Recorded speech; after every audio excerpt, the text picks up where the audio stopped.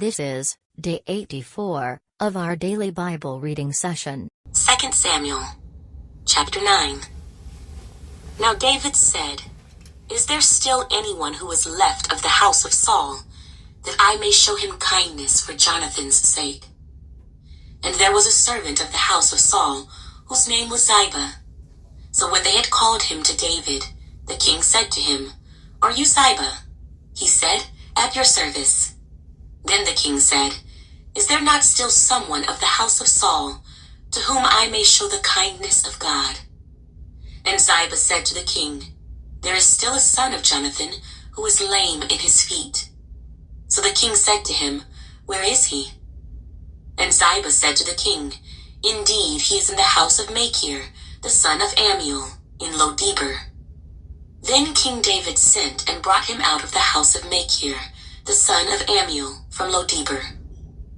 Now when Mephibosheth, the son of Jonathan, the son of Saul, had come to David, he fell on his face and prostrated himself. Then David said, "Mephibosheth." And he answered, "Here is your servant."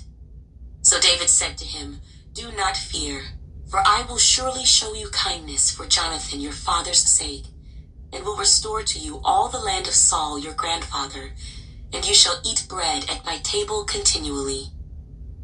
Then he bowed himself and said, "What is your servant, that you should look upon such a dead dog as I?" And the king called to Ziba, Saul's servant, and said to him, "I have given to your master's son all that belonged to Saul, and to all his house. You therefore, and your sons, and your servants, shall work the land for him, and you shall bring in the harvest, that your master's son may have food to eat. But Mephibosheth, your master's son, shall eat bread at my table always." Now Ziba had 15 sons and 20 servants. Then Ziba said to the king, "According to all that my lord the king has commanded his servant, so will your servant do." "As for Mephibosheth," said the king, "he shall eat at my table like one of the king's sons." Mephibosheth had a young son, whose name was Micah, and all who dwelt in the house of Ziba were servants of Mephibosheth. So Mephibosheth dwelt in Jerusalem, for he ate continually at the king's table, and he was lame in both his feet. 2 Samuel, chapter 10. It happened after this that the king of the people of Ammon died, and Hanun, his son, reigned in his place. Then David said, "I will show kindness to Hanun, the son of Nahash, as his father showed kindness to me." So David sent by the hand of his servants to comfort him concerning his father. And David's servants came into the land of the people of Ammon. And the princes of the people of Ammon said to Hanun their lord, "Do you think that David really honors your father because he has sent comforters to you? Has David not rather sent his servants to you to search the city, to spy it out, and to overthrow it?" Therefore Hanun took David's servants, shaved off half of their beards, cut off their garments in the middle, at their buttocks, and sent them away. When they told David, he sent to meet them, because the men were greatly ashamed. And the king said, "Wait at Jericho until your beards have grown, and then return." When the people of Ammon saw that they had made themselves repulsive to David, the people of Ammon sent and hired the Syrians of Beth-rehob and the Syrians of Zobah, 20,000 foot soldiers, and from the king of Maacah 1,000 men, and from Ishtab 12,000 men. Now when David heard of it, he sent Joab and all the army of the mighty men. Then the people of Ammon came out and put themselves in battle array at the entrance of the gate. And the Syrians of Zobah, Beth-rehob, Ishtab, and Maacah were by themselves in the field. When Joab saw that the battle line was against him before and behind, he chose some of Israel's best and put them in battle array against the Syrians. And the rest of the people he put under the command of Abishai, his brother, that he might set them in battle array against the people of Ammon. Then he said, "If the Syrians are too strong for me, then you shall help me.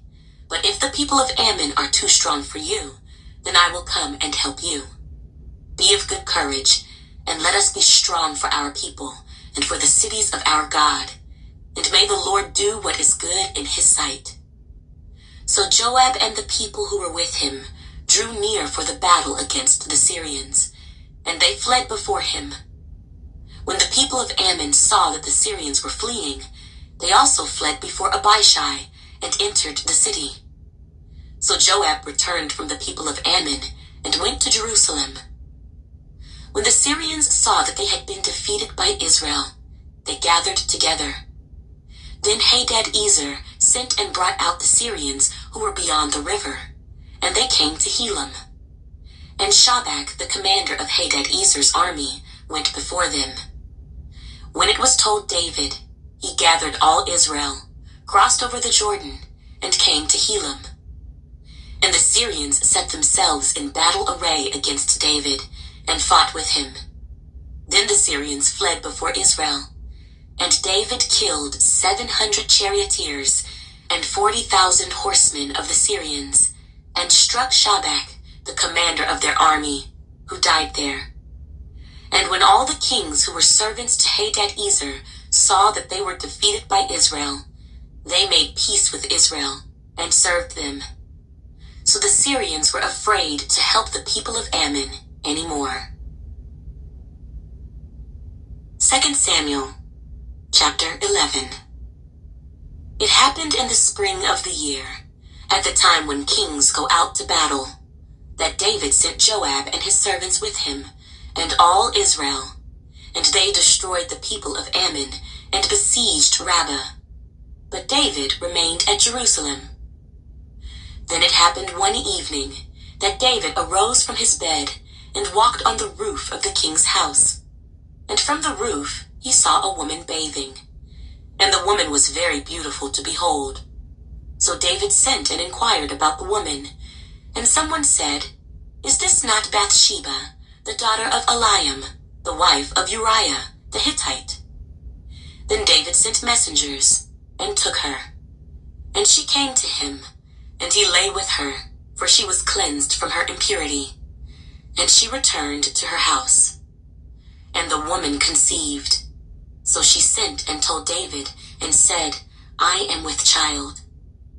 Then David sent to Joab, saying, "Send me Uriah the Hittite." And Joab sent Uriah to David. When Uriah had come to him, David asked how Joab was doing, and how the people were doing, and how the war prospered. And David said to Uriah, "Go down to your house and wash your feet." So Uriah departed from the king's house, and a gift of food from the king followed him. But Uriah slept at the door of the king's house with all the servants of his lord, and did not go down to his house. So when they told David, saying, "Uriah did not go down to his house," David said to Uriah, "Did you not come from a journey? Why did you not go down to your house?" And Uriah said to David, "The ark and Israel and Judah are dwelling in tents, and my lord Joab and the servants of my lord are encamped in the open fields. Shall I then go to my house to eat and drink, and to lie with my wife? As you live, and as your soul lives, I will not do this thing." Then David said to Uriah, "Wait here today also, and tomorrow I will let you depart." So Uriah remained in Jerusalem that day and the next. Now when David called him, he ate and drank before him, and he made him drunk. And at evening he went out to lie on his bed with the servants of his lord, but he did not go down to his house. In the morning it happened that David wrote a letter to Joab, and sent it by the hand of Uriah. And he wrote in the letter, saying, "Set Uriah in the forefront of the hottest battle, and retreat from him, that he may be struck down and die."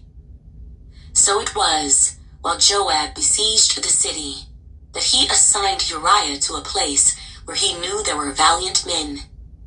Then the men of the city came out and fought with Joab, and some of the people of the servants of David fell, and Uriah the Hittite died also.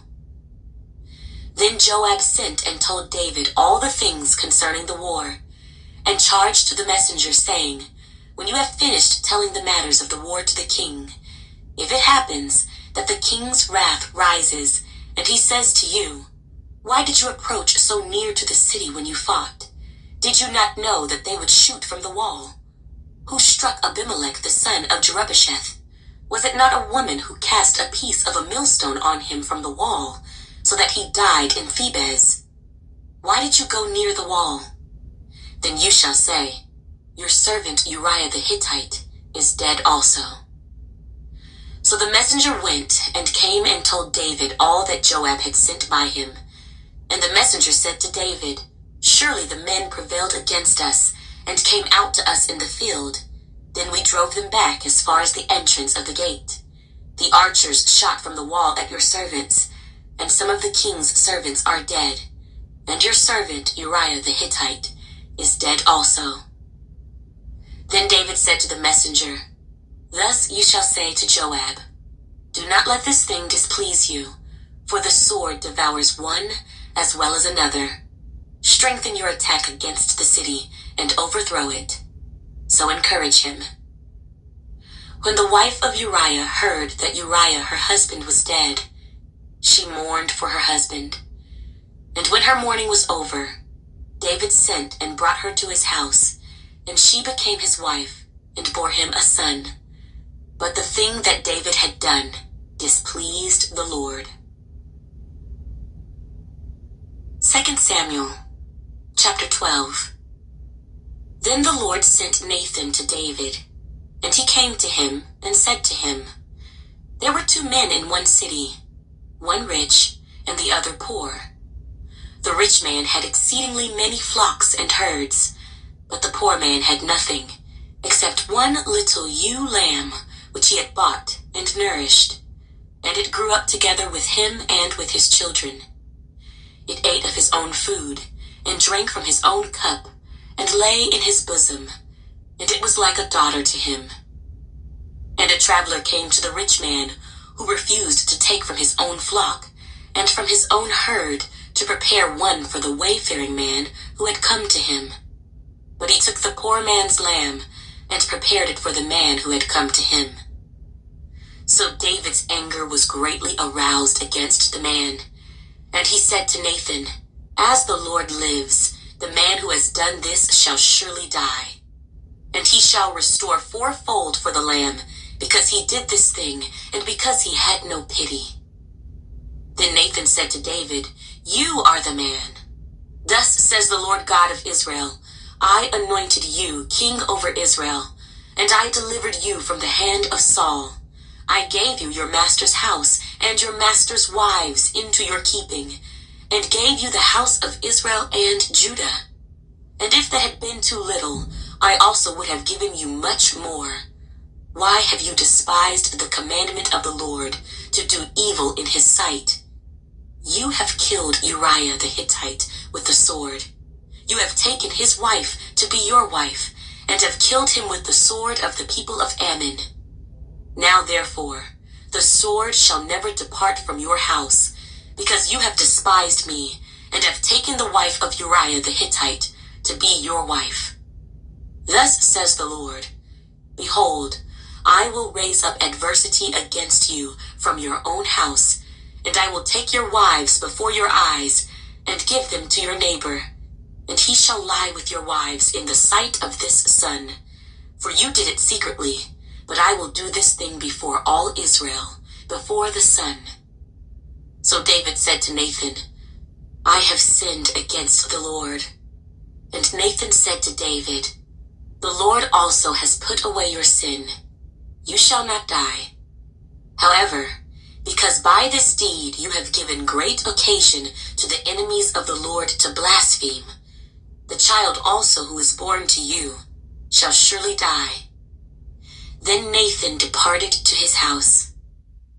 And the Lord struck the child that Uriah's wife bore to David, and it became ill. David therefore pleaded with God for the child, and David fasted and went in and lay all night on the ground. So the elders of his house arose and went to him, to raise him up from the ground. But he would not, nor did he eat food with them. Then on the 7th day it came to pass that the child died. And the servants of David were afraid to tell him that the child was dead. For they said, Indeed, while the child was alive, we spoke to him, and he would not heed our voice. How can we tell him that the child is dead? He may do some harm. When David saw that his servants were whispering, David perceived that the child was dead. Therefore David said to his servants, Is the child dead? And they said, He is dead. So David arose from the ground, washed and anointed himself, and changed his clothes. And he went into the house of the Lord, and worshipped. Then he went to his own house, and when he requested, they set food before him, and he ate. Then his servants said to him, What is this that you have done? You fasted and wept for the child while he was alive, but when the child died, you arose and ate food. And he said, While the child was alive, I fasted and wept, for I said, Who can tell whether the Lord will be gracious to me, that the child may live? But now he is dead. Why should I fast? Can I bring him back again? I shall go to him, but he shall not return to me. Then David comforted Bathsheba his wife, and went in to her and lay with her. So she bore a son, and he called his name Solomon. Now the Lord loved him, and he sent word by the hand of Nathan the prophet. So he called his name Jedediah, because of the Lord. Now Joab fought against Rabbah of the people of Ammon, and took the royal city. And Joab sent messengers to David and said, I have fought against Rabbah, and I have taken the city's water supply. Now therefore gather the rest of the people together, and encamp against the city and take it, lest I take the city, and it be called after my name. So David gathered all the people together, and went to Rabbah, fought against it, and took it. Then he took their king's crown from his head. Its weight was a talent of gold, with precious stones, and it was set on David's head. Also, he brought out the spoil of the city in great abundance, and he brought out the people who were in it, and put them to work with saws, and iron picks, and iron axes, and made them cross over to the brickworks.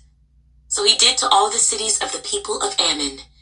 Then David and all the people returned to Jerusalem.